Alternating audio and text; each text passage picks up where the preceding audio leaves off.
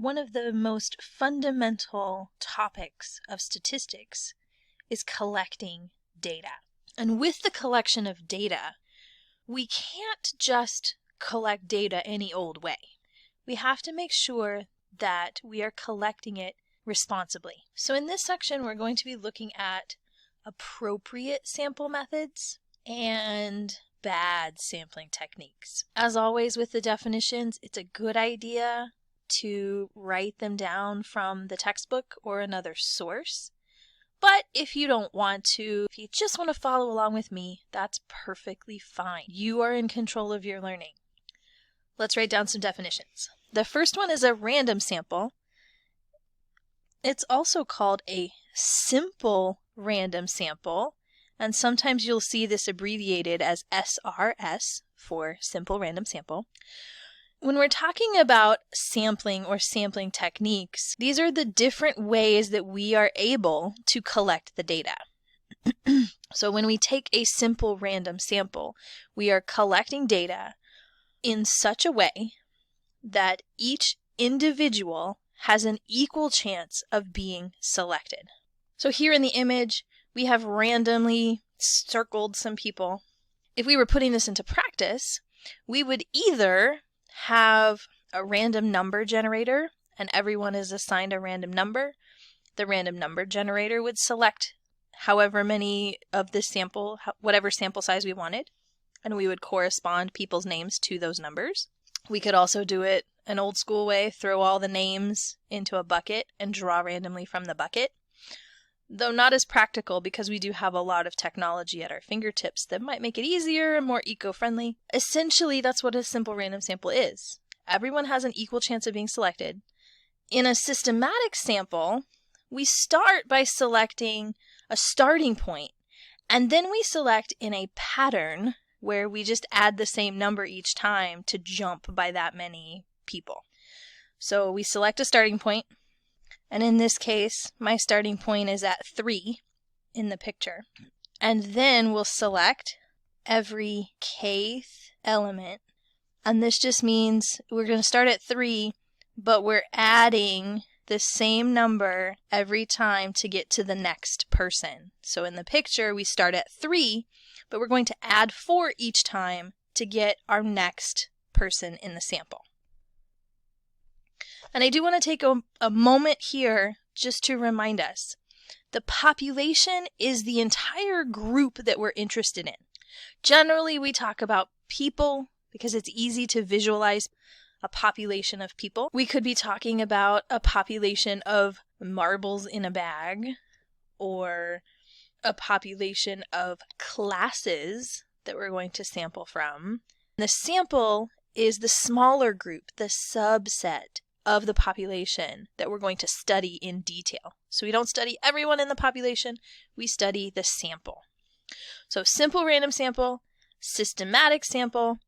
Here we have a stratified sample. Stratified just changes up the rules for sampling. We first divide the population into at least 2 different groups. We call them subgroups. And generally, those groups share some characteristics. So in the picture, we see red shirts, blue shirts, yellow shirts, for example. Then we draw a sample from each of the groups. That's what stratified means. So we'll subdivide the population into at least 2 different groups that are going to share the same characteristics. Then we draw a sample from each subgroup. These subgroups are called strata. So one subgroup is called a stratum, and more than one subgroup is called strata. It's a lot like data and datum. We have different strata, and we're selecting in that strata a sample from each. We select some from every one. We don't have to select the same number from every one. We may want to select the same proportion from every one, from every stratum. So you see we have 2 from the red group, 2 from the blue group, but only 1 from the yellow. And maybe there's a reason behind that. It's all about the design of the study and what you're trying to accomplish as far as how you would sample. Stratified, I'm going to write this over to the side. We take some from every group. Stratified means some from every. Cluster sample sounds similar to stratified, but we flip it in the sense that we're still going to divide it into groups, just like we did for stratified. We divide it into subgroups. This time our subgroups are called clusters. But instead of selecting some people from every group, we're going to select all the people from some of the groups. So a cluster sample, we divide the population into subgroups, which we call clusters. Then we'll randomly select some clusters and choose all the members from the selected clusters. So in the picture, we see the clusters, cluster 1, cluster 2 here, 3, 4, 5. They could be clustered on different criteria than in the stratified sample, or they could be the same. Again, it depends on the design of the study. But for cluster sample, we're randomly selecting some of the clusters, and we're taking all of the people in some of the clusters. And so pointing out the difference between the stratified and the cluster. Stratified takes some people from every single group.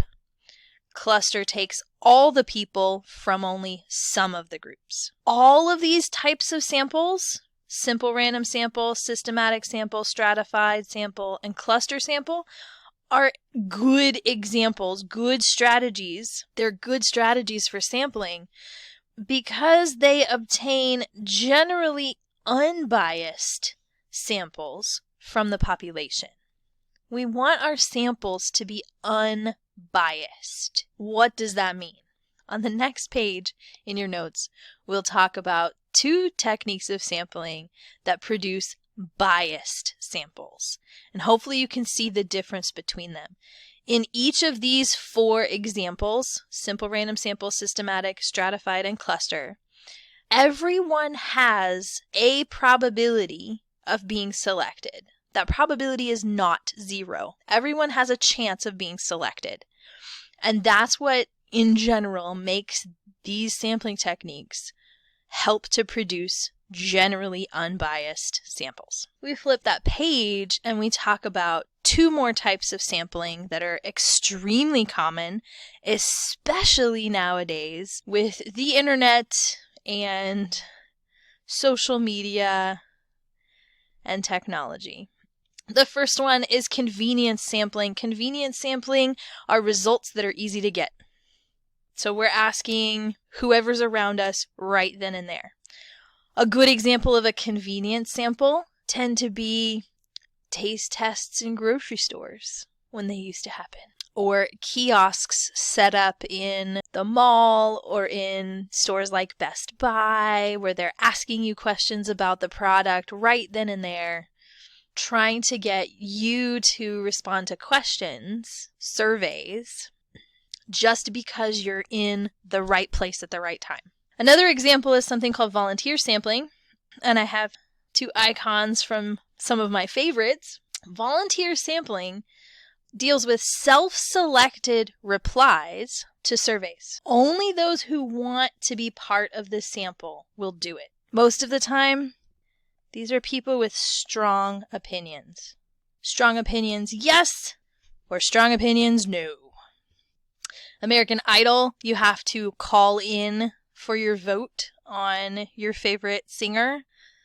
You are selecting to participate in this. And the notorious Rate My Professors, probably the least favorite of instructors and most favorite of students. So here's my spiel on Rate My Professors.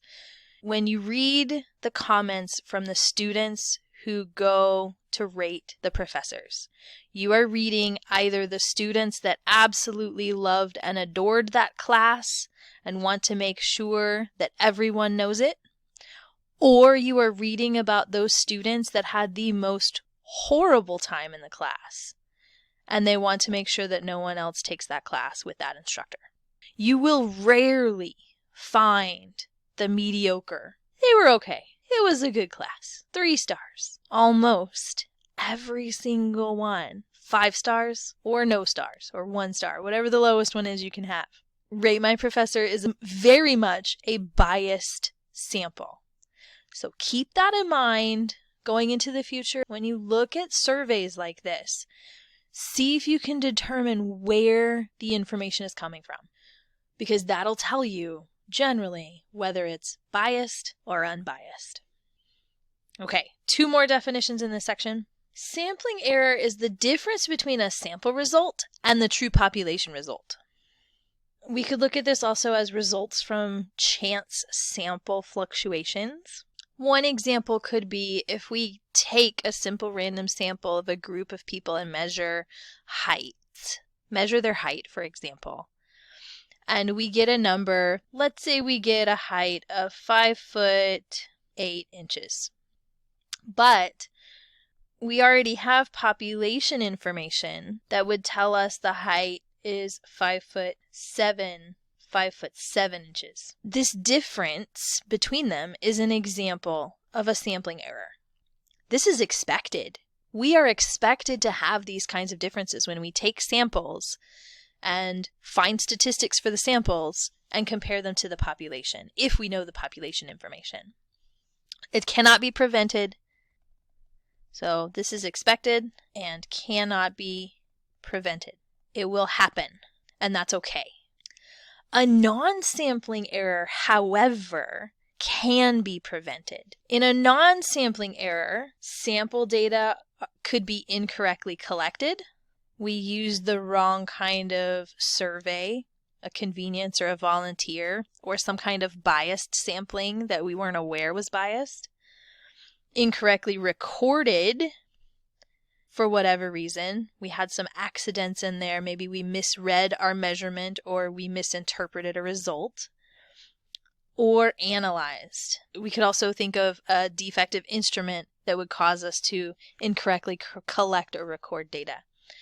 And so, writing this in a different wording, non-sampling error is a biased sample, could be a biased sample, could be a defective instrument, could be a bad copy of data. Maybe you had the data and it was copied by hand. With non-sampling error, it's an error between the sampling result and the true population result, but it's caused by something else other than the sampling, and it can be prevented.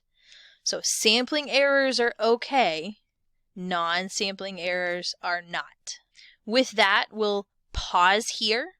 In the next part of the lesson, we'll run through a generalization of sampling techniques. So we'll summarize this, and then we'll work on an example, a few examples that we have for determining types of sampling techniques.